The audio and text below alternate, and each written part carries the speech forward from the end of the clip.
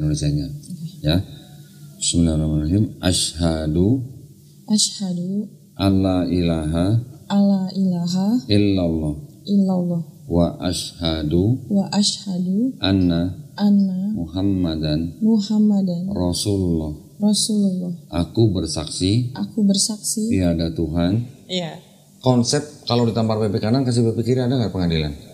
Nggak ada. Sebenarnya kayak mengampuninya kayak gitu loh Pak. Oke, berarti kan Kristen hanya untuk urusan pribadi. Ketenangan diri gitu. Iya, untuk urusan pribadi. Berarti kalau rumah lu dirampok, gimana? Tenang gitu. Kasih semua ambil gitu. Gimana? Atau Itu kayak orang udah sakit deh kayaknya. Lah kan kasih lampu semua. udah saya nggak punya apa-apa ambil. Gimana dong? Anak lo diculik misalnya? Jangan dong. Lo dijadiin korban apalah? Ya kan ada kan yang mafia kan? Sembarangan. Gimana lo mau kasih? Jangan membalas kejahatan. Bukan berarti kalau kita diperkosa kita balas perkosa, bukan. Enggak dong kok. Lain dong. Tapi kalau di Islam kita diajarinnya begini, kalau lu dizolimin orang, lu boleh balas yang setimpal. Itu boleh balas yang setimpal. Tapi bukan berarti kita sendiri yang membalas, kita bisa memakai alat hukum. Ya, jadi di pengadilan di negara-negara bahkan negara yang mayoritas Kristen pun sistem Islam itu kepake. Karena apa? Kita boleh membalas kejahatan yang setimpal, tetapi memaafkan lebih baik. Itu Islam. Kalau di Kristen jangan membalas dengan kejahatan, tampar pipi kanan kasih pipi kiri. Lu mikir dari tadi, mau latihan aja nggak berani. Pedes ya. Pedes gitu. Ditampar sakit. Ya, jadi sistem Islam itu memang boleh dikatakan sistem yang paling adil. Gua kasih tahu nih, ada tahu ya Universitas Harvard ya? Ah ya. Bentar ya. Terus.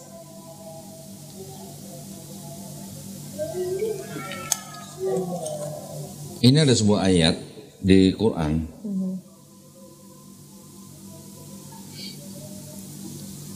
Sebentar ya. Itu sampai dipakai bukan dipakai, maksudnya dipajang di salah satu pintu masuk Universitas Harvard di Amerika. Padahal Universitas Harvard bukan universitas khusus Islam loh. Nih, ada sebuah ayat begini.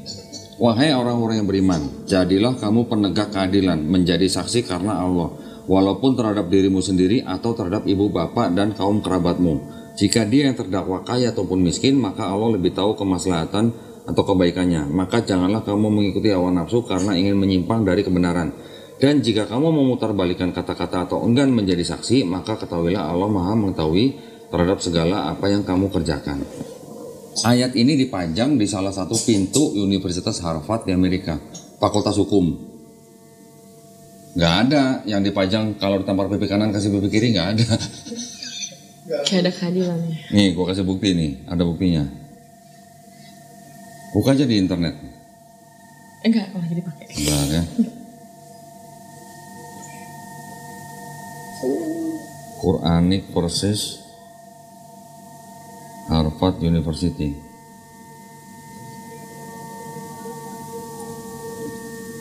Tuh. Ini yang dipajang. Itu di tembok dia? Iya, di salah satu pintunya Universitas Harvard bagian hukum, Fakultas Hukum. Anissa 135. Berarti orang-orang hukum, ya, walaupun yang sekuler sekalipun mengakui bahwa di dalam Islam ada ajaran yang bisa diterapkan dalam pengadilan.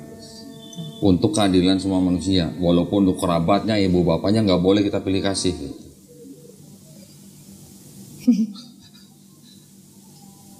Cuma kan kata orang kayak di Muslim tuh kayak perempuan lebih terjajah gitu. Terjajah. Iya. Terjajah gimana? Harus pakai hijab? Enggak, kayak harus. Iya, maksudnya kayak mesti nurut, mesti ini, mesti itu gitu. Ya, kalau di Islam juga perempuan harus nurut sama suami kan? Tapi kan lebih kayak sama-sama itu ininya. Masa? Yakin? Kepala dari istri siapa? Kepala dari siapa? Kepala dari istri siapa? Suami. Suami. Berarti kan udah gak sejajar kalau begini. Ada ayatnya loh, mau? Iya. Kata dia gue salah data ke orang nih katanya. Ya kalau di Kristen kan kamu adalah kepala bukan ekor gitu. Jadi kan kira sama nih. Enggak, ini gender konteksnya kita. suami istri nih. Ya benar sebentar. Buka.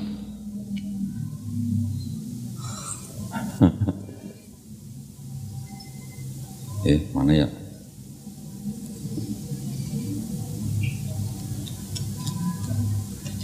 Kan kepala dari istri suami, Iya. kepala dari suami Kristus, kepala dari Kristus Bapa. Berarti kan ada urutan hierarki. Iya. Bentar nih aku bukain bentar.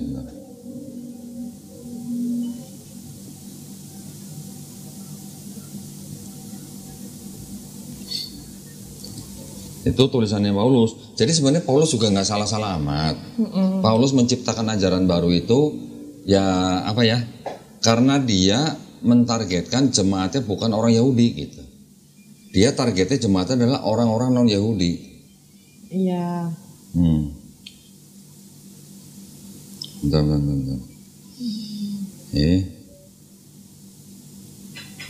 Aku lupa nih.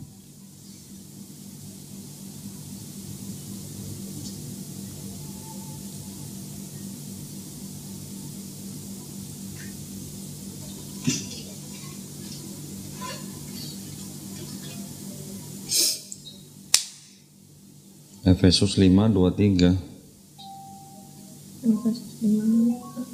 Efesus 5:23 coba. Efesus dari mana? Ini dia.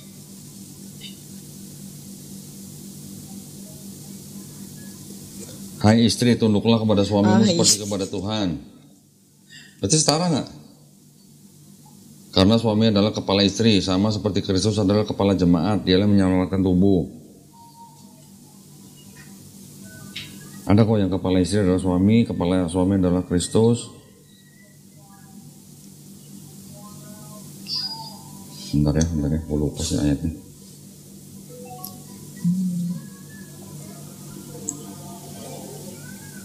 Iya kayak kemarin nanya-nanya banyak sama dia, cuman dia bilang, "Ntar dulu ya, bukan kapasitas gue dan cowok."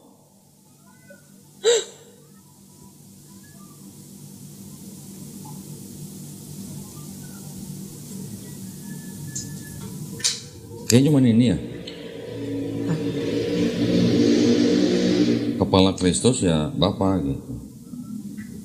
Yesus adalah kepala dari imam-imam, kalau misalnya gitu aku ingat ya. Tapi aku lupa dari mana ayatnya. Bentar. Kepala Kristus adalah Bapa. Oke. Kok gue lupa sih.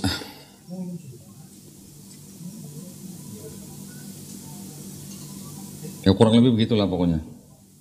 Kepala istri adalah suami, kepala suami adalah Kristus, kepala Kristus adalah Bapa. Berarti ada jenjang hierarki berarti kalau begitu. Iya. Ya. Sekarang kalau di Kristen, kenapa Ria nggak pakai kerudung? Karena nggak diwajibin juga. Coba, enggak. 2 Korintus. Nggak ada yang ngajarin disuruh pakai kerudung gitu. 1 Korintus coba. 1 Korintus 1 Korintus 11 ayat 6 kalau nggak salah. Pas 11 ayat 5 ya?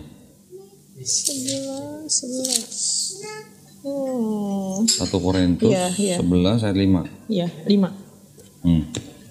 Apa? Tetapi tiap-tiap perempuan yang berdoa atau bernubuat dengan kepala yang tidak bertudung menghina kepalanya, sebab ia sama dengan perempuan yang dicukur rambutnya. Malu. Sebab jika perempuan tidak mau menudungi kepalanya, maka haruslah ia juga menggunting rambutnya. Tetapi jika bagi perempuan adalah penghinaan bahwa rambutnya digunting atau dicukur, maka haruslah ia menudungi kepalanya. Kenapa nggak cukur rambut?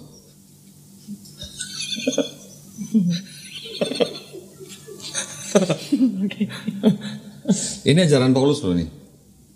Jadi Paulus juga nggak salah-salah amat loh. Masih ngutip dari sebelumnya.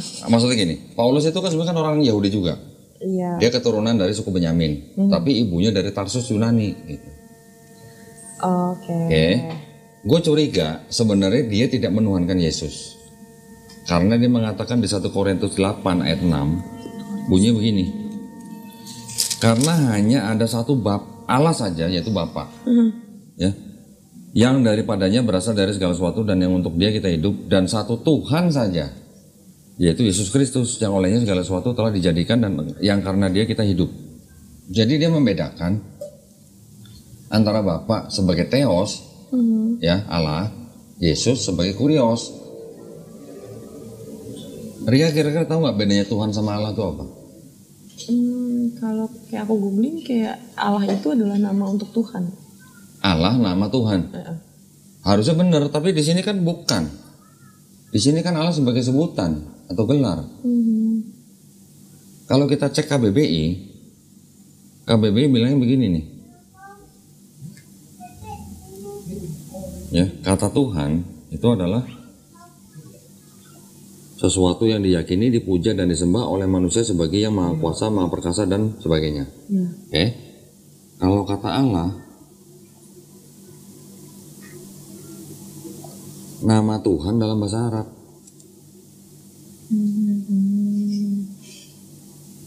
Jadi kalau gua nanya orang Islam, siapa Mas Alvin? Tuhanmu namanya siapa? Gampang banget jawabnya. Kalau di sini kan Tuhan Yesus siapa? Bapak. Bapak kan bukan nama kan, Bapak kan sebutan kan. Iya. Namanya Bapak siapa di sini? Siapa? Allah. Bukan. Kalau di sini kata Allah sebagai sebutan. Kata Tuhan juga sebutan. Jadi bukan untuk suatu nama gitu. Bukan nama Allah itu. Kan ada ayat, jangan ada Allah-Allah lain di hadapanku. Ya, Pernah dengar? ya. Nah kalau jangan ada Allah-Allah lain kan berarti bukan nama itu. Itu kan sebutan berarti. Jadi namanya Bapak di Perjanjian Baru siapa? Pernah dengar nggak? Enggak. Nggak ada memang.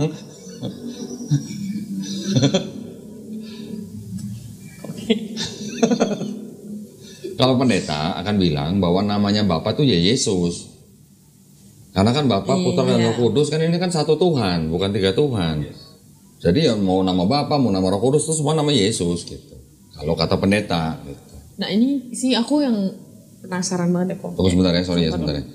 Itu kata pendeta ya. Okay. Jadi Bapa, Putra, Roh Kudus semuanya nama Yesus. Tapi kalau kita kembali ke Perjanjian Lama, nama Tuhan nggak ada kata Yesus. Nama Tuhan di Perjanjian Lama itu ada 7. Eloh, Eloah, El Shaddai, Elohim, Yod-Heh-Vav-Heh sama Zevaot. Ada 7. Nggak ada kata Yesus.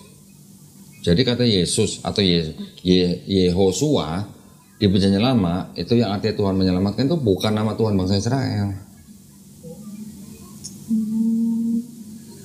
Ini kenapa ada 7 namanya? Itu yang dikenal kan gini. Contoh misalnya Ismail. Il-nya itu sebenarnya adalah kata nama Tuhan. Il-nya atau El gitu.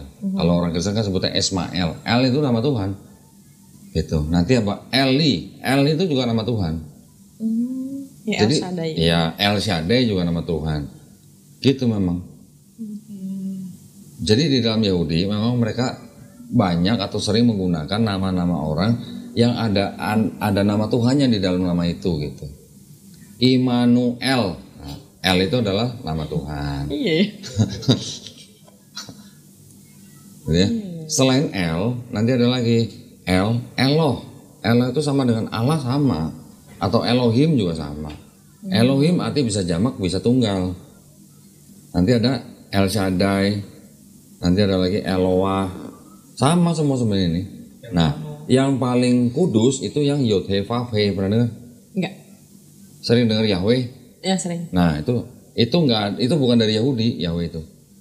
Yahudi itu ciptaan orang Kristen di abad ke-16. Orang Yahudi suruh ngomong Yahweh gitu mau nggak mau. Diludahin malah yang ngomong Yahweh.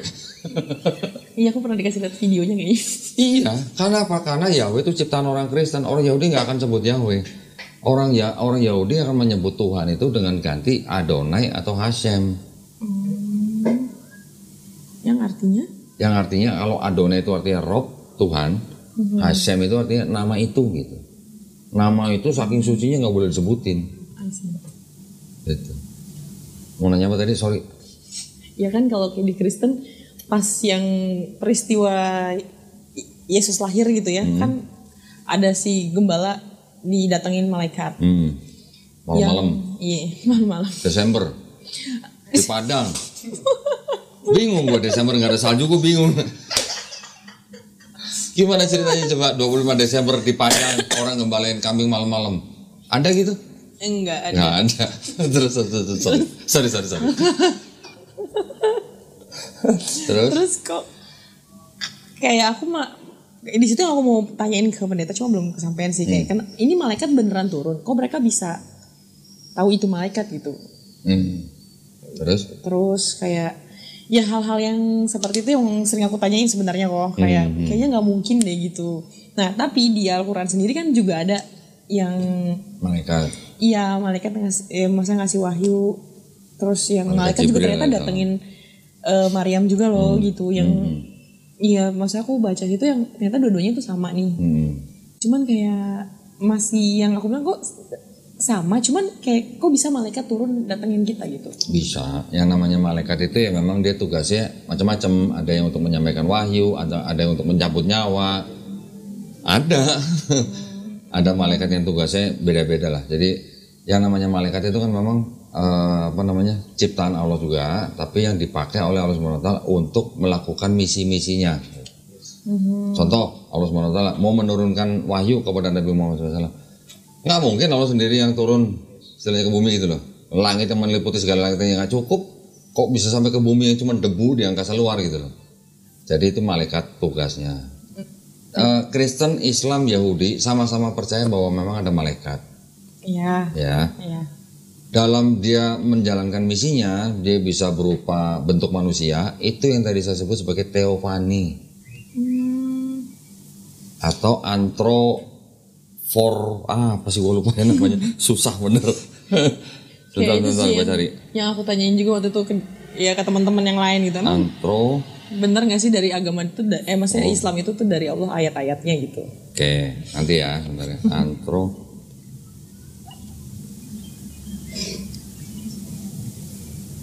Anthropomorph. Ya bener. Anthropomorphism.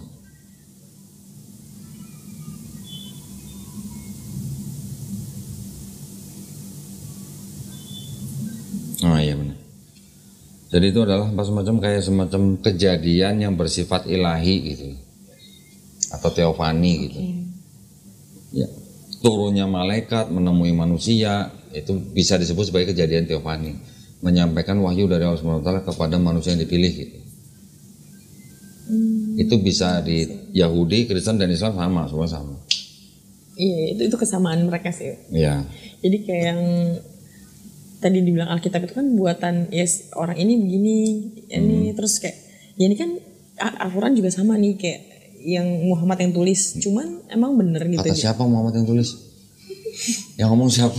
Dia kan maksudnya Muhammad yang menuangkan gitu ya? Bukan, gini kalau di Islam, Quran itu adalah firman Allah ya, diturunkan kepada Nabi Muhammad SAW melalui malaikat Jibril alaihissalam. Bukan berarti Nabi Muhammad SAW yang menulis. Nabi Muhammad SAW itu melafazkan atau membacakan ayat-ayat itu di depan sahabat-sahabatnya. Sahabat-sahabatnya menulis. Nanti ada yang di tulang, ada yang di daun, ada yang di kulit gitu. Yang ditulis oleh sahabat-sahabat itu dipastikan bacanya udah sama dengan apa yang dibacakan Nabi gitu. Kalau bacanya udah sama, baru itu disimpan. Ketika Nabi sudah wafat, baru tulisan-tulisan itu dikumpulkan untuk dibacakan di depan satu tim.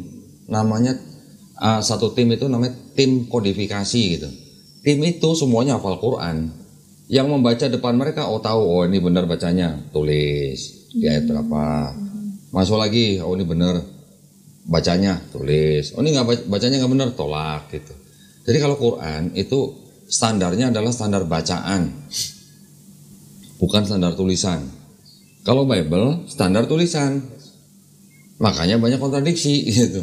Karena disalin gitu. Tapi kalau Quran dengerin dari bacaan. Lu baca, kalau bacanya benar baru ditulis. Semua dari bacaan gitu. Jadi makanya kalau seluruh Quran di seluruh dunia, mau yang buku, mau yang soft copy, dimusnahkan, dibakar misalnya, dalam waktu dekat bisa terbentuk lagi. Tinggal dikumpulin aja orang-orang yang hafal Quran, baca, tulis, baca, tulis. Tapi kalau Bible bisa nggak? Semua Bible di seluruh dunia, hard copy, soft copy dihancurin, dibakar, bakal ada lagi nggak Bible? Nggak bakal ada lagi, karena nggak ada yang hafal. Beda di situ. Jadi kalau Quran tradisi lisan, kalau Bible tradisi tulisan. Makanya mau ayat-ayat Quran mau dimakan kambing, mau dimakan apa, mau dimakan rayap kayak kita nggak mikirin, nggak sedih gitu. Tinggal panggil orang yang hafiz Quran, bacain jadi lagi. Gitu. Kalau Bible nggak bisa. Ada pernah dengar pendeta bapak hafal Bible? Nggak ada. Nggak usah hafal satu Bible, satu halaman aja nggak ada yang hafal. Iya betul. Gitu. Ayat hafalan aja karena lupa-lupa. Iya. Kalau gua ngafalin paling cuman ayat ini nomor sekian isinya ini, temen bukan gua hafal satu halaman hafal lagi satu Bible, enggak jauh. Tadi mau nanya apa Ismail kan ya? Ismail. Iya yang korban. Iya. Emang yang dikorbanin Abraham siapa? Kalau di Bible? Bukan anak akhirnya berubah jadi kambing mana? Anak berubah kambing sejak kapan anak berubah bisa kambing? Oh dia mengorbankan anaknya yang dia melepaskan. Ya dia dengan hatinya dia sungguh-sungguh sama Allah yang maksudnya di situ dibilang ya diterima karena hatinya bisa merelakan anaknya lah gitu. Iya, yang dikorbankan Abraham jadi siapa? Ismail apa Ishak? Kalau di Bible? Ishak. Aku lupa. Aku lupa. Nggak, tadi mau tanya itu bukan? Iya, maksudnya kan konsepnya mirip-mirip sebenarnya kan, kayak pengorbanan gitu kan. Iya. Nah, ya, kok bisa begitu gitu? Maksudnya kenapa harus itu pengujian, namanya uji iman. Bukan berarti Tuhan vampire butuh darah manusia gitu, bukan. Itu hanya ujian bagi Abraham atau Ibrahim alaihissalam. Lu punya iman nggak kalau diuji gitu? Karena kan begini, orang ketika dia mengatakan beriman, tapi ketika menghadapi ujian dia mundur, berarti kan imannya gimana sih? Gitu. Itu aku dong. Nah, Nabi Ibrahim alaihissalam itu lulus ujian karena dia diperintahkan sesuatu yang sangat susah, sangat sulit untuk menyembelih anaknya sendiri, tapi dia lulus ujian itu. Makanya Nabi Ibrahim alaihissalam atau disebut Abraham disebut sebagai bapak orang beriman. Karena imannya dia. Iya, karena imannya dia. Buat kita umat Islam, kita tidak peduli yang mau disembelih anaknya Ismail atau Ishak alaihissalam. Buat kita nggak masalah. Salah satu dari mereka buat kita nggak masalah yang mana yang mau disembelih. Yang penting nggak jadi disembelih, yang penting disembelih kambing gitu. Dan yang penting Nabi Ibrahim alaihissalam lulus ujian. Sekarang kan sudah diributin nih, siapa yang mau disembelih nih, Ismail atau Ishak gitu. Buat kita nggak penting. Yang penting Nabi Ibrahim alaihissalam lulus ujian gitu. Sama kayak cerita Ayub gitu ya? Ayub kurang lebih sama. Tapi kalau di Bible, Ayub menyalahkan Tuhan. Iya, disempat dulu kan memang. Iya. Kira-kira gimana Nabi? Bener nggak? Masa iya Nabi sampai menyalahkan Tuhan? Karena istrinya meninggalkan dia. Iya, anaknya juga meninggalkan dia, dia dapat penyakit. Dia bilang Tuhan itu kejam katanya. Iya, itu kayak mencaci Allah gitu. Sekarang, kalau di Bible, ketika bangsa Israel ditinggal Nabi Musa untuk menerima wahyu, 10 perintah Allah, bangsa Israel membuat patung sapi untuk disembah. Karena kelamaan nunggu Nabi Musa kan. Yang bikin patung sapi siapa? Nabi Harun. Abangnya Nabi Musa. Kalau di Quran namanya Samiri, bukan Nabi Harun. Apa mungkin seorang nabi yang tugasnya memperingati umatnya malah bikin patung untuk disembah? Kira-kira mungkin nggak? Itu ceritanya Nabi Harun yang bikin. Enggak sih, aneh. Aneh kan? Itu tulisan Nabi Harun yang bikin loh. Tadi Nabi Ayub udah. Terus kemudian Nabi Daud. Nabi nih, ini Nabi nih ya. Berzina sama istri orang. Iya, Betseba. Nah, Nabi Salomo atau Raja Salomo, kan Nabi juga. Sempat musyrik.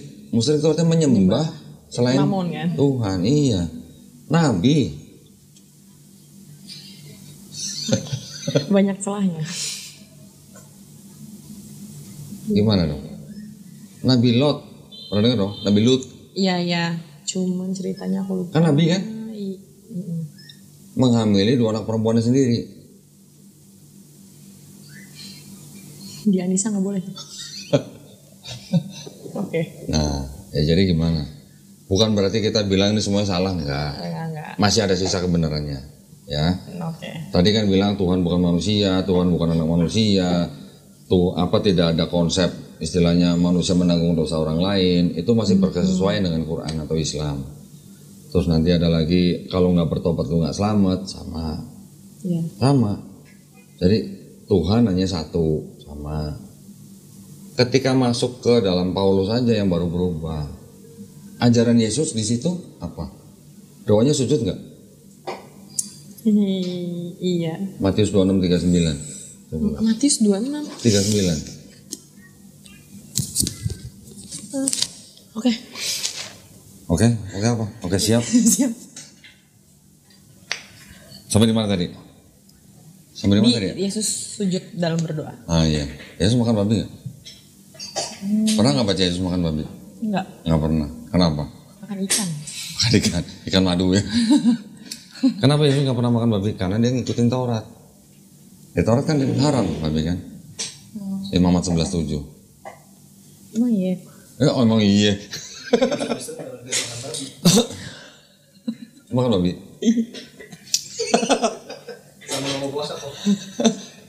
Iya dulu gitu.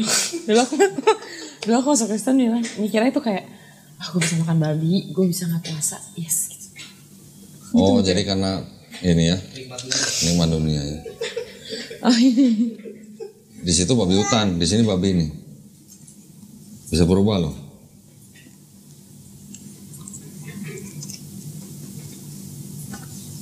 Bener nggak Imamat 11:7 ini? Iya benar. Bener kan? Imamat Di situ babi hutan ya? Iya.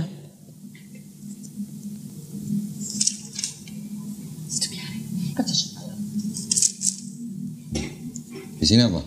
Babi apa babi hutan? Babi aja. Babi aja. Babi juga najis bagimu. Karena Jadi? babi memang berkuku belah. Nah, di sini babi hutan yang haram, di sini babi aja najis. Kok bisa berubah gitu? Sama-sama LAI. Oke. Nah, kenapa Kristen akhirnya makan babi? Karena Paulus yang bilang semua makanan halal. Oh gitu. Yesus nggak pernah makan babi. Paulus bilang semua makanan halal. Oke. Oke. Itu enak banget. Oh, babi kecap ya? Iya. Harum gitu ya. Oke. Yesus puasa kan? Gitu kan? Iya, 40 hari. Yesus sunat kan? Disunat. Ya, ketika umur 8 hari kan sunat. Iya, Lukas 2. Terus Yesus tadi sujud, puasa, sunat. Yesus nggak makan babi. Ceritanya ketika Yesus setelah diturunin dari salib dikafanin. Iya. Pakai kain lampin. Kain lenan. Iya. Ya. Terlepas daripada itu yang disalib Yesus atau bukan, karena kita kan tidak percaya bahwa itu Yesus yang disalib. Iya. Tapi yang diturunkan dari salib itu dikafani. Gitu. Iya. Sekarang umat beragama apa yang sunat, gak makan babi, puasa, doanya sujud, mati dikafanin? Islam atau Kristen? Islam kok. Kristen ada yang puasa, Kristen ada yang gak makan babi, Kristen ada yang sunat, Kristen ada yang doanya sujud, ada, tapi sebagian, nggak semuanya. Bukan hal yang diwajibkan. Iya, ada sebagian aja, nggak semuanya. Iya. Tapi Islam kan melakukan semua Islam begitu, ya kan? Jadi kan kita yang ngikutin sunnah Yesus berarti di situ. Iya. Kristen ngikutin sunnah siapa kalau gitu? Sunnah Paulus. Yesus sendiri kalau dibaca dari Matius, Markus, Lukas, Yohanes nggak pernah ngajarin Kristen, nggak pernah nyebut Kristen. Yesus ngajarinya tauhid, sembahlah hanya kepada Tuhan Allahmu saja. Sama seperti Ulangan 6 ayat 4 kata-kata dari Nabi Musa, Adonai Elohenu, Adonai Ehad. Artinya apa? Tuhan Allah kita tuh Esa gitu. Sama Yesus ketika ditanya sama ahli Farisi, hukum apa yang terutama? Shema Israel, Adonai Eloheinu, Adonai Ehad. Iya. Adonai Eloheinu, Adonai Ehad itu sama dengan surat yang tadi saya baca. Qul huwallahu ahad. Sama. Berarti kan Yesus ngajarin Islam kalau begitu. Iya. Nah, Yesus bilang kalau lu nggak bertobat dan menjadi seperti anak kecil ini, lu nggak masuk kerajaan surga. Paulus ngajarinnya kalau lu nggak percaya Yesus sebagai Tuhan dan Juru Selamat yang mati di atas kayu salib, lu nggak selamat. Kan ada perbedaan berarti. Iya benar. Yang aku pertanyakan tuh kayak lebih sekarang tuh bikin memantapkan hatinya sebenarnya. Karena kan sebelumnya mau udah belajar nih. Makanya kayak aku mungkin bilang sama dia kayak sebenarnya gue pengen ngedalamin aja dulu gitu, pengen tahu gitu sebenarnya. Kenapa sih kayak aku harus pulang gitu? Karena fitrah. Fitrah tau gak fitrah? Iya. Fitrah itu artinya sifat asal. Manusia ini sifat asalnya adalah fitrah. Atau sifat asalnya adalah muslim. Muslim itu artinya orang yang berserah diri hanya kepada penciptanya. Nah, kita berserah diri kepada siapa? Manusia atau yang menciptakan kita gitu. Inti daripada Islam itu adalah berserah diri. Islam ajarannya, Muslim orangnya. Jadi Muslim adalah orang yang berislam, orang yang berserah diri hanya kepada Tuhan Sang Pencipta. Nah, itu intinya Islam. Bukan Islam yang Allahu Akbar gorok orang. Itu propaganda. Ya sih, aku juga kalau ada yang bicara seperti itu gitu ya, aku bilang enggak, kok Islam enggak kayak gitu gitu. Aku masih ingat lah gitu ajarannya. Yang namanya teroris itu di semua agama pasti ada. Mewakili agama, semua agama pasti ada. Yang ngaku Islam tapi teroris ada. Yang ngaku Kristen teroris juga ada. Yang ngaku Buddha teroris juga ada. Yang ngaku Hindu teroris juga ada. Semua ada. Tapi kan jumlahnya sangat kecil gitu loh. Dan itu sebenarnya tidak mewakili satu agama. Cuman karena media digede-gedein, jadi seolah-olah Islam dituduh agama teroris gitu. Atau agama yang mengajarkan teroris. Tapi sebenarnya teroris itu adalah orang-orang yang comot-comot ayat, tapi di luar konteks gitu. Sama seperti Kristen mencomot-comot ayatnya orang Yahudi di luar konteks. Menyesatkan jadi. Ya, gua nggak berani bilang gitu ya. Oke. Ya kalau buat selain Islam, buat kita semua salah. Iya. Buat kita, buat Islam. Orang Kristen pun juga berhak bilang di luar Kristen semua sesat atau semua salah. Itu haknya Kristen. Tapi kan bukan berarti kita harus perang, kita harus memerangi, kita harus membenci, enggak. Di Islam kita bilangnya apa? Lakum dinukum waliyadin. Agama lo, agama gua. Gitu. Dan la ikraha fiddin, tidak ada paksaan dalam Islam. Kita nggak boleh maksa orang untuk masuk Islam. Iya betul. Di Islam kita bukan berarti lo nggak boleh nyembah manusia gitu. Itu hak masing-masing gitu loh maksudnya. Benar. Nggak ada paksaan. Kayak ya sekarang masih ragunya lebih kayak ya kesan aku belum bilang ke keluarga, belum ngomong, terus lingkungan aku kan masih mayoritas Kristen nih. Yang setiap pagi baca Alkitab. Kan makanya aku nanya sama dia, kalau gue belajar dulu, gue nggak masuk Islam dulu, boleh nggak? Biar gue tahu nih maksudnya. Boleh. Terus kalau misalkan emang harus masuk Islam dulu, boleh nggak gue cuman baca doang? Kayak sekarang baca juga kayak cuman baca aja gitu sih Alkitab itu tiap pagi. Gini, boleh. Tapi kan kita nggak pernah, tadi seperti saya bilang, kita nggak pernah tahu kita dikasih napas sampai kapan nih. Iya. Jangan sampai kita lagi belajar, belum masuk Islam, udah keburu pulang gitu. Lo belum daftar nih gitu. Oke.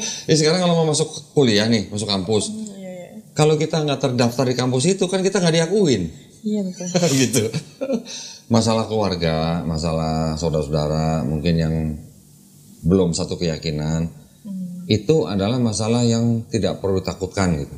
Belum tentu semuanya terjadi, belum tentu akan dikucilkan atau bagaimana. Kalaupun terjadi, ada orang-orang atau kelompok seperti kita yang bisa bantu. Kalaupun sampai diusir, kita sediain rumah penampungan. Kalau perlu kita kontrakan rumah, kita yang bayarin malah. Kalau nggak punya penghasilan, sampai begitu kita bener. Kalau sampai diusir gitu, nggak punya penghasilan, sampai kita kontrakan rumah kita yang bayar. karena untuk membantu saudara-saudara yang mau masuk Islam. Kalau masalah keluarga, nanti bisa dibicarain baik-baik begini.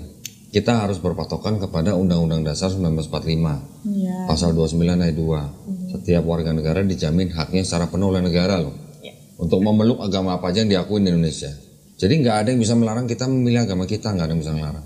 Termasuk orang tua kita sendiri. Saya juga sering ngomong, kalau ada orang tua Islam datang ke sini anaknya murtad. Saya juga selalu sebutin undang-undang itu, Undang-Undang Dasar 1945. Jadi supaya kita jangan sampai melanggar hukum gitu.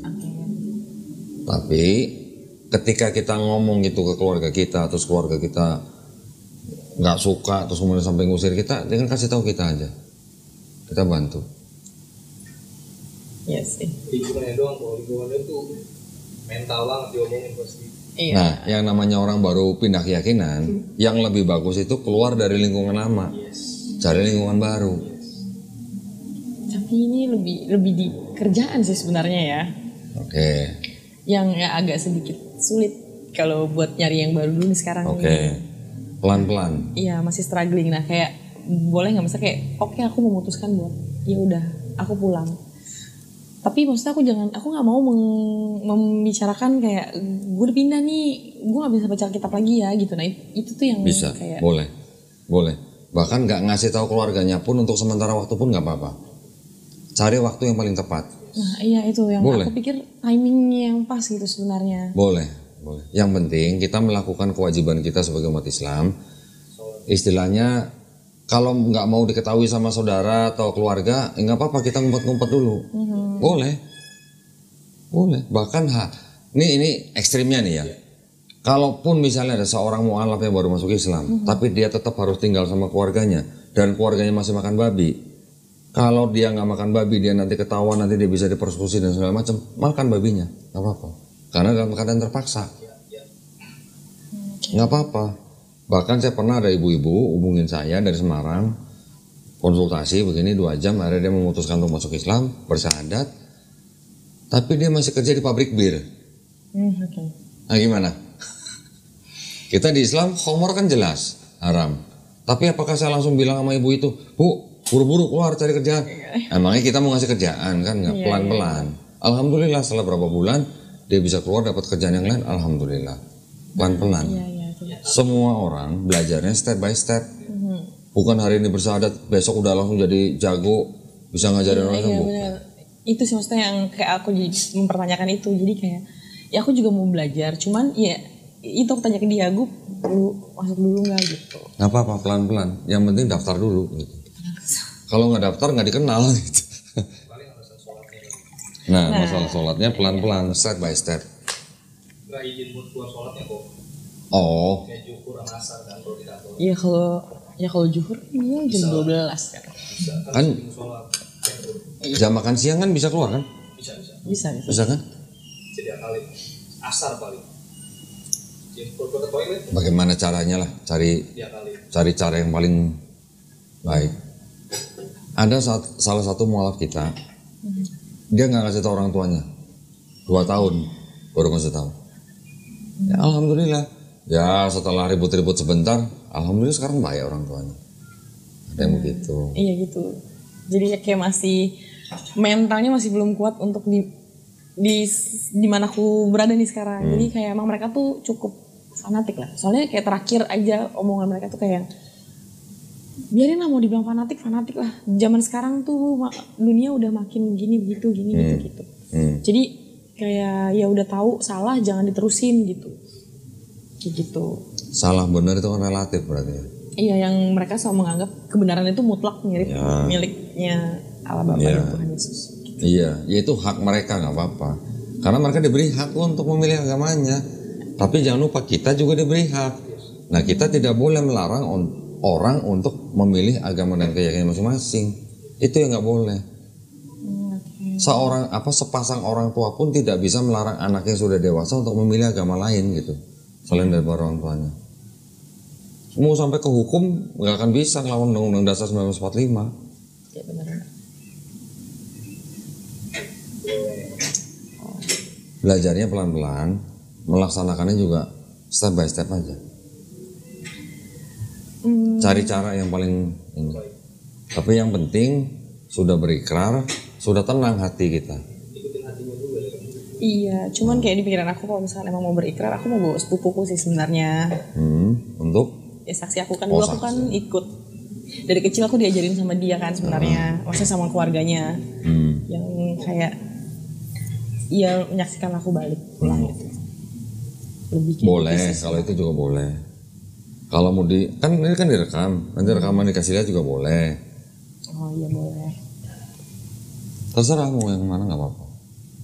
Kayaknya lebih yang opsi kedua sih. Kedua? Iya, kalau kayak aku bicarain sama yang, jadi emang tanteku yang pertama ini, mereka memang yang ngurus aku dari kecil kan, yang emang udah tahu lah sebenarnya aku gimana, yang sempat agak kecewa waktu itu aku murtad lah gitu. Jadi kayak aku pengen, ayo nih aku Bawa mau dia. belajar gitu.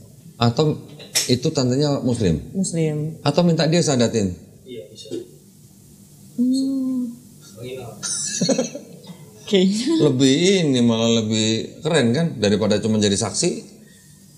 Kenapa nggak dia aja sekalian sadatin? Soalnya kan aku, ya jadi teman ada juga yang mualaf, terus teman bilang gini, gue mau mualaf nanti di Istiqlal gitu. Oh boleh. Terus aku bilang sama dia, nanti gue mau mualaf sama Kodon gitu. Ya boleh aja, itu semua bebas-bebas aja sebenarnya. Cuma Ya, kalau di mungkin Istiqlal ya. memang prosedurnya lebih panjang. Iya iya. Yang dia teman aku tiba-tiba udah daftar aja gitu. Nggak apa-apa, kalau dia bisa siapin segala dokumen-dokumennya mau dikira itu mah boleh-boleh saja, sangat boleh, bebas itu mah. Dulu pernah ada yang mau syahadat di Istiqlal, baru datang belum daftar ditolak, harus ada ini gitu, ulang lagi, dia bikin video pendek di TikTok Kecewa. rame, iya. Saya bilang ya kan ada prosedur ya. setiap tempat kan punya prosedur masing-masing, ya tinggal diikutin aja.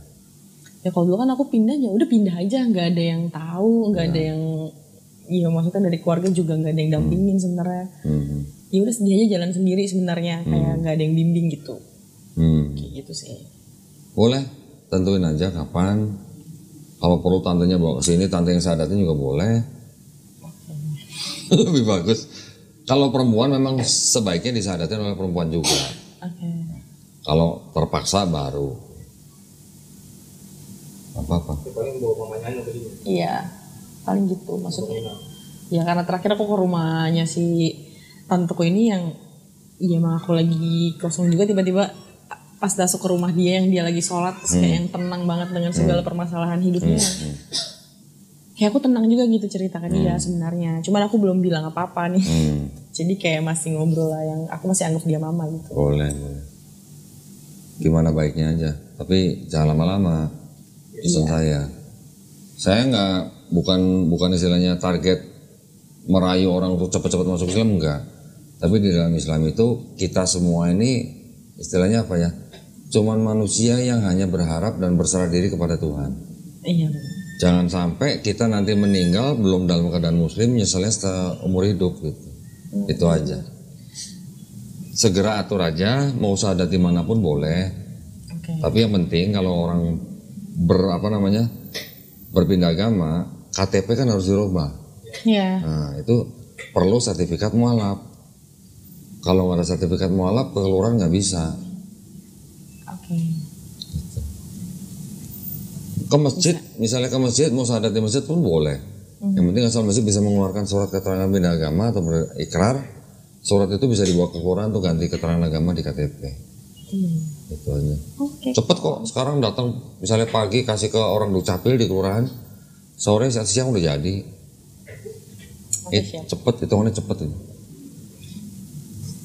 Terus kayak ada lagi yang mau aku tanyain, tapi di luar konteks sih Nggak sebenarnya. apa-apa, boleh. Kan kalau di Kristen itu, kalau pernikahan pas pemberkatan itu dua-duanya maksudnya mengucap janji nih, berikrar gitu. Tapi kenapa kalau di Muslim tuh cuma cowoknya doang? Ini, karena cowok yang jadi imam. Cowok surga nerakanya si istri itu ada di suami gitu. Jadi kalau di Islam itu kan bukan seperti apa ya, istilahnya gini, suami itu adalah imam daripada istri. Jadi ya itu tadi, surga nerakanya istri itu ada di tangan suami. Jadi makanya suami yang berikrar gitu. dia yang menyatakan bahwa dia yang akan menjadi imam buat istrinya. Penting emang berikrar buat istri. Kalau istilahnya apa namanya, janji antara suami istri kan janji antara suami dan istri. Tapi kalau janji ikrar di hadapan orang lain untuk menikahi siapa istrinya itu, ya janjinya cuma cukup suami depan penghulu. Gitu sih. Bukan berarti nggak boleh berikrar berdua, ya nggak enggak. Boleh berikrar hidup sampai mati gitu misalnya. Sampai mau memisahkan kita boleh, silakan janjian berdua aja gitu. Tapi untuk sebagai suami itu yang berikrar di depan penghulu. Karena dia sebagai imam, karena surga nerakanya istri di tangan dia. Gitu. Kalau di Kristen suami istri, surga nerakanya istri di tangan siapa? Masing-masing kan? Iya. Itu makanya lu ikut berikrar. Kalau di Islam lebih enak, cewek ada yang nanggung gitu. Bener. Di Islam itu yang bertanggung jawab suami loh, surga nerakanya istri loh. Kalau di Kristen kan tanggung masing-masing.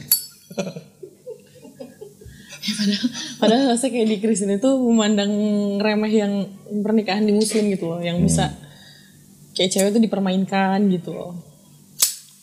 Dari mana dipermainkan? Kayak gitu-gitu yang. Dari mana dipermainkan? Yang kayak bisa gampang. Kayak kemarin cerita yang ada teman kantor ceritanya, yang desas-desusnya gitu, menikah di bawah tangan, yang aku nggak ngerti lah gitu. Kawin siri, nikah siri. Iya mungkin gitu. Aku kan nggak ngerti konsep nikah siri itu seperti apa. Nikah siri ya sama juga nikah, tapi hanya secara agama gitu. Nggak dukcapil berarti. KUA, bukan dukcapil. Oh, iya, kalau secara negaranya di KUA. Oke. Oh, iya maksudnya. Saran saya nanti kalau nikah langsung ke KUA aja. Iya. Maksudnya ini aku mau cerita dulu kok. Kayak yang jawaban teman-teman seruangan aku tuh yang kok dia nggak nikah secara sah aja yang bener-bener gitu, yang secara negara gitu ya. Ya ada yang nyeletuk lah kayak ya biar gampang cerainya Ci gitu. Emangnya kalau udah nikah KUA nggak gampang caranya? Kayak gitu. Sama juga sebenarnya. Jadi kalau mau nikah secara agama atau secara negara, masing-masing kan punya prosedur. Jadi kalaupun misalnya secara negaranya belum bisa atau ada alasan tertentu, nikah secara agama dulu boleh. Untuk apa? Supaya tidak zina. Daripada lu hidup bareng kumpul kebo, zina kan dosa malah. Tapi kalau disahkan secara agama ada saksinya kan malah halal. Nanti dia persiapan untuk nikah di negara bisa. Karena kan malah mempermudah si suami istri ini daripada milih zina apa milih halal kan gitu kalau di agama.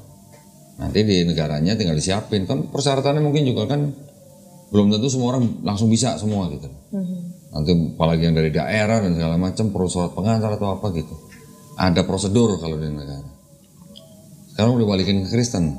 Kristen boleh cerai nggak? Kan dibilangnya Allah itu membenci perceraian, bukan melarang perceraian. Sama di Islam juga. Perceraian dibenci sama Allah Subhanahu wa taala. Tapi diperbolehkan. Iya. Kalau di Kristen boleh nggak cerai? Nggak ada tulisannya bilang boleh sih. Iya. Sebenarnya boleh. Cuman nggak pernah baca aja. Kaget lagi nih ntar nih. Dari zaman Nabi Musa juga udah boleh cerai. Oh gitu. Hah? Soalnya kan dibilangnya dibenci, nggak ada. Gini, kalau Kristen konsepnya apa yang sudah dipersatukan Tuhan tidak boleh ceraikan manusia. Iya. Itu konsepnya. Terus laki-laki akan meninggalkan orang tuanya dan bersatu daging dengan istrinya. Iya. Gitu kan? Apakah itu harus bilang nggak boleh cerai? Larangan cerainya itu dari pendeta, bukan dari Bible-nya. Baca nih. Yang dibilang kalau menikahi istri yang diceraikan suaminya itu zina? Iya, itu Paulus. Itu Paulus. Jadi seolah-olah lu nggak bisa cerai, kalau sampai lu cerai dan dia kawin lagi sama orang itu dia berzina gitu. Ya sebenarnya.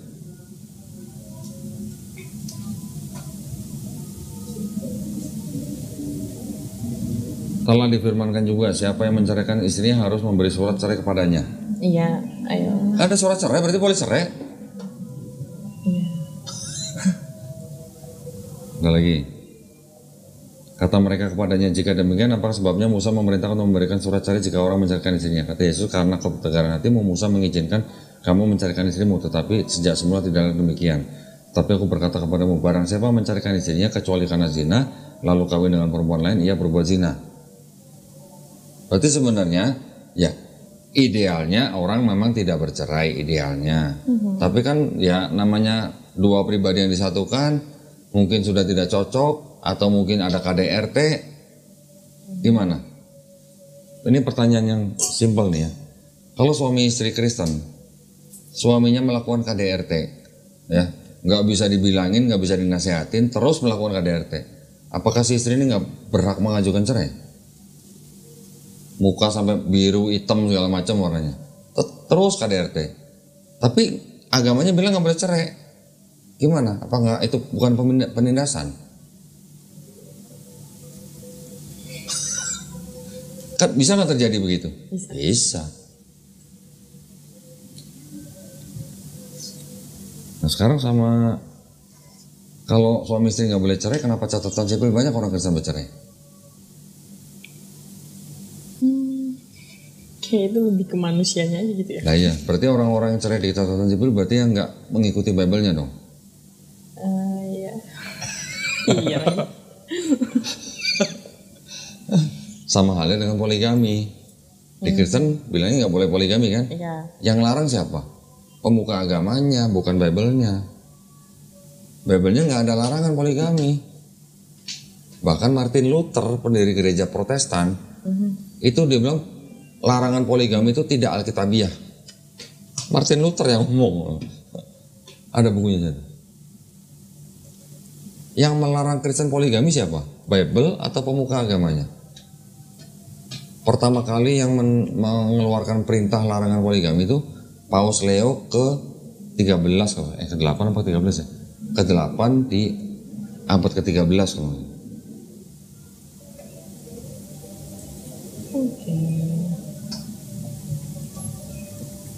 Diteruskan sama pendeta-pendetanya.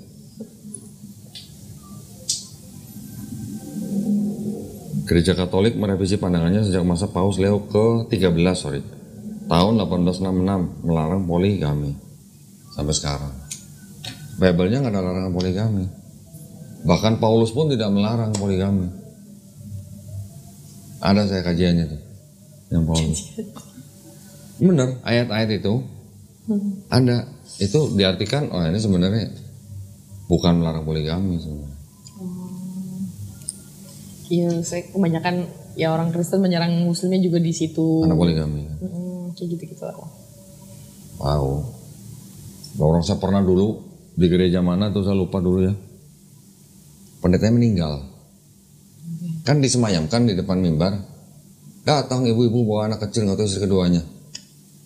Ada yang begitu. Deca.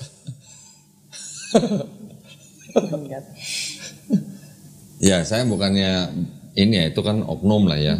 Aturan gereja nggak boleh, tapi aturan Bible tidak melarang. Bible pendeta cuma pakai ayat apa yang sudah disatukan manusia tidak boleh ceraikan, atau yang laki-laki bersatu daging menjadi satu daging dengan istrinya. Satu daging dengan istrinya, tapi di perjanjian lama ada aturan untuk punya istri yang lain. Ada aturannya. Nggak pernah baca? Keluaran 21 ayat 10. Keluaran. Oke. Oke. Jika tuannya itu mengambil perempuan lain, ia boleh mengurangi makanan perempuan itu. Ya tidak boleh. Ia tidak boleh mengurangi pakaian Soalnya perempuan boleh. itu. Pakaian dan persetubuhan dengan dia. Nah, ada aturannya kalau orang punya istri lebih dari satu.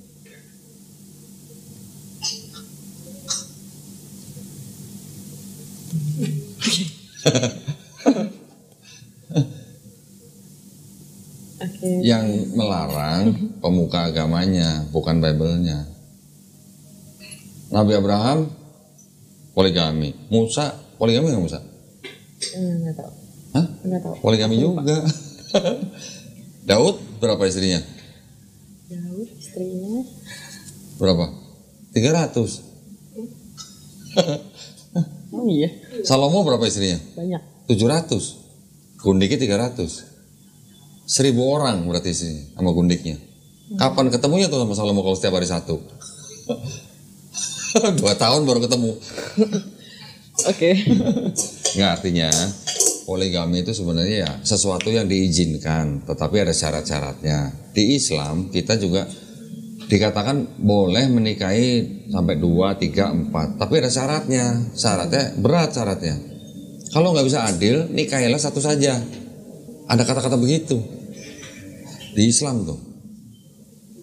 Tapi bukan berarti nggak boleh, boleh tapi lu harus adil. Kalau lu nggak bisa adil, nikahilah satu saja.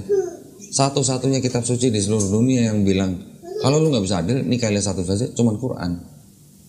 Iya. Kayak kemarin sempat ngeliat ayatnya. Nah, berarti Islam itu adalah memang agama yang adil gitu. Lu nggak boleh merugikan orang lain, termasuk di dalam hal pernikahan. Nah, ketika Quran diturunkan, poligami kan sudah menjadi bagian dari masyarakat. Poligami lah, perbudakan lah, segala macam. Islam diturunkan untuk mengatur itu gitu. Mengatur poligami, menghapuskan perbudakan, melarang khamr. Oke kok. Memang harus dipelajarin. Kalau nggak dipelajari memang bisa mispersepsi. Iya. Bukan berarti Islam menganjurkan poligami ya, bukan. Iya enggak. Mengatur supaya tidak ada orang yang dirugikan. Kenapa bisa terjadi? Allah Maha tahu. Ada negara-negara yang perempuannya jauh lebih banyak daripada laki-laki. Amerika aja perempuannya lebih banyak daripada laki-laki. Iya. Kalau semua laki-lakinya menikah, perempuan nggak dapat suami gimana? Apakah lebih baik jadi properti umum atau menjadi istri kedua, ketiga, keempat orang lain? Oke. Mudah-mudahan tercerahkan. Iya. Ya, silakan dipikirkan kapan segera bersahadat, jangan lama-lama. Diatur dengan siapa tadi? Tantenya. Iya. Mau di masjid, tempat lain boleh, mau ke sini juga boleh, atur waktu lagi sama suci. Oke. Ya. Jadi tinggal kita bantu. Kita juga mengeluarkan surat surat sertifikat, bisa dipakai untuk segera mengganti keterangan agama di KTP. Terus setiap yang masuk Islam di tempat kita juga kita bina. Iya, itu ya sih. Ya, kita kirim guru privat nanti ke rumah. Ngajarin, belajar fikih, belajar akidah, sampai belajar Iqra. Sampai bisa baca Quran. Itu sih yang saya pengen lebih dalam lagi. Karena waktu itu kan emang cuma setengah, sampai Iqra 6 sih waktu itu. Jadi Terusin. Iya, masih dari awal lagi sih. Iya, nggak apa-apa, ulang aja nggak apa-apa. Nggak ada yang larang. Oke. Oke, Iya. mudah-mudahan dilancarin ya. Amin. Itu aja. Ada lagi yang bertanya? Sejauh ini sih cukup ya. Cukup ya. Ya udah, mudah-mudahan ditetapkan lah hatinya. Yang bisa membolak-balikan hatinya Ria itu bukan saya, Allah Subhanahu wa taala. Iya betul. Kalau sampai jadi muslim, berarti artinya Ria sudah dipilih jadi orang yang berserah diri kepada Tuhan. Ya. Oke? Alhamdulillah. Terima kasih Koko Sama-sama. untuk waktunya teman-teman semua. Sama-sama. Tenang aja, karena tadi telat nungguin lama, kita kasih waktu ekstra gitu. Kita tinggal atur muka suci aja kok. Ya. Iya. Baik, bismillahirrahmanirrahim. Assalamualaikum warahmatullahi wabarakatuh. Alhamdulillahirrabbilalamin. Wassalatu wassalamu ala rasulillah. Alhamdulillah ya, kembali hari ini ada di depan saya ada saudari Ria Purnamasari, betul ya? Iya betul. Ya, yang menyatakan diri untuk memeluk agama Islam, betul ya? Ya. KTP-nya nanti boleh kirim ke saya. Oke. Yang penting sekarang kita sahadat dulu aja. Pertama-tama saya ingin bertanya kepada saudari Ria, apakah saudari Ria ini mau memeluk Islam atas kemauan sendiri atau ada paksaan dari orang lain? Sendiri. Kemauan sendiri ya, alhamdulillah. Orang tua masih ada? Masih. Mama aja. Tapi nggak ada masalah kalau tahu masuk Islam? Kalau mamaku yang kandung sih agak masalah sebenarnya. Tapi yang penting nanti kalaupun sampai akhirnya tahu dan misalnya menentang atau marah, Ria nanti boleh membantah tapi harus dengan cara yang paling lembut ya. Iya. Itu aja, pesan saya cuma itu. Bukan berarti kita harus mengikuti kata orang tua nggak boleh masuk Islam, bukan. Untuk masuk Islam adalah hak setiap warga negara. Terus yang berikutnya di Islam ada syariat-syariat. Setelah bersyahadat itu nanti ada sholat, zakat, puasa, haji jika mampu. Apakah Ria berjanji untuk melaksanakan syariat tersebut? Iya. Alhamdulillah. Baik, kalau begitu kita langsung saja Ria ikutin tangan seperti ini ya, menunjukkan tauhid. Ikutin 2 kalimat syahadat yang akan saya ucapkan dalam bahasa Arab. Nanti kita ikuti lanjutkan dengan bahasa Indonesianya. Ya. Bismillahirrahmanirrahim. Asyhadu alla ilaha illallah wa asyhadu anna Muhammadan Rasulullah. Aku bersaksi tiada Tuhan selain Allah. Dan aku bersaksi Nabi Muhammad adalah utusan Allah. Alhamdulillah sah. Ria sekarang sudah menjadi seorang muslim ya. Belajar step by step aja. Segala sesuatu yang di depan kita jangan buru-buru kita takutkan. Belum tentu semuanya terjadi. Ya. Berserah diri aja kepada Allah Subhanahu wa taala. Baik itu untuk keluarga, lingkungan pekerjaan dan sebagainya gitu lah. Ya. Setiap apa yang dihadapi misalnya ada kesulitan jangan sungkan-sungkan hubungin kita. Apa yang bisa kita bantu, kita bantu. Bahkan sampai bantuan hukum pun kita bisa sediakan. Ya. Baik, alhamdulillah. Yang penting Ria sekarang sudah menjadi seorang muslim. Ada yang ingin saya sampaikan bahwa setiap manusia yang lahir itu fitrahnya adalah muslim sebenarnya. Ya. Ketika dia besar menjadi Yahudi, Nasrani atau Majusi karena orang tuanya. Tapi ketika dia nanti mendengar Islam, menerima Islam, bahkan sampai masuk Islam, sebenarnya orang itu tidak pindah agama, tapi kembali ke fitrahnya. Ya, dan dosa-dosanya Ria dari semenjak akil balik sampai hari ini, insya Allah dihapuskan. Tapi kebaikannya tetap dihitung sebagai pahala kebaikan ya. Amin. Baik, kalau gitu kita sama-sama berdoa semoga kita semuanya menjadi golongan manusia yang mengikuti apa yang sudah diturunkan Allah Subhanahu wa taala melalui Rasulnya, dan semoga kita semua menjadi golongan manusia yang menyaksikan keesaan Allah. Ya, dan juga kita berdoa mudah-mudahan kita semua dihindarkan dari api neraka. Ya, amin ya rabbal alamin. Baik, terima kasih banyak perhatiannya atas dari para pemirsa. Mudah-mudahan kita doakan semoga saudari Ria istiqomah ya, dan mudah-mudahan kita semuanya juga husnul khotimah. Ya, terima kasih sekali lagi perhatiannya para pemirsa. Buat para pemirsa yang ingin membantu perjuangan dakwah kami, dipersilakan untuk mengirimkan ke BSI dengan nomor 111889988 atas nama YPM Atauhid Jakarta, dan bisa mengkonfirmasi ke nomor handphone 0813 9883 7007. Barakallahu fikum, semoga partisipasi para pemirsa diterima di sisi Allah Subhanahu wa taala ya. Amin ya rabbal alamin. Sebelum kita tutup, ada bingkisan buat Ria nih. Nah, kita siapin ya. Ini ada mukena. Wah, nanti buat belajar sholat ya. Ini ada sajadah. Di sajadahnya ada tulisan bacaan sholatnya.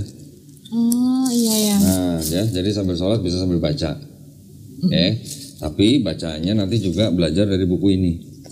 Ini ada buku tuntunan sholat lengkap. Iya. Ini dibaca ya. Semuanya ada di sini untuk bisa sampai sholat sendiri. Ini ada buku Iqra, juga nanti dipakai untuk belajar Iqra. Ya. Tentuin hari apa, setiap minggu 2 kali pertemuan, satu pertemuan 90 menit, kita kirim guru privat ke rumah Ria untuk belajar Iqra, gratis. Ya. Cuman sediain waktu aja. Dan di sini juga ada Quran. Ya, ini adalah Quran terbitan BWA nih. Nah, alhamdulillah, mudah-mudahan Quran ini nanti menjadi buku pegangan yang kita baca setelah bisa Iqra. Ini nanti bisa menjadi saksi buat kita. Ya, sedang beralangan nggak? Iya lagi. Oke, kalau gitu, ini nanti dimasukin tas saja. Ini ada sejumlah uang, jangan dilihat jumlahnya. Ini adalah zakat yang diperuntukkan bagi setiap orang yang masuk Islam. Zakat adalah salah satu penerimanya itu adalah mu'alaf.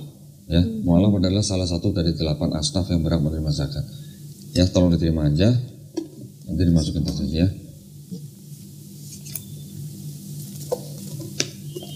Bisa masukin ya. Thank you.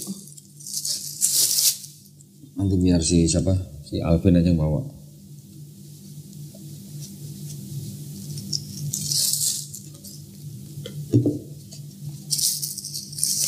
Oke, alhamdulillah. Ini saya taruh di sini ya. Biar Alvin aja yang bawa. Alhamdulillah, sekali lagi selamat ya, mudah-mudahan dipermudah jalannya, semoga istiqomah ya, dan semoga kita semuanya husnul khotimah. Akhir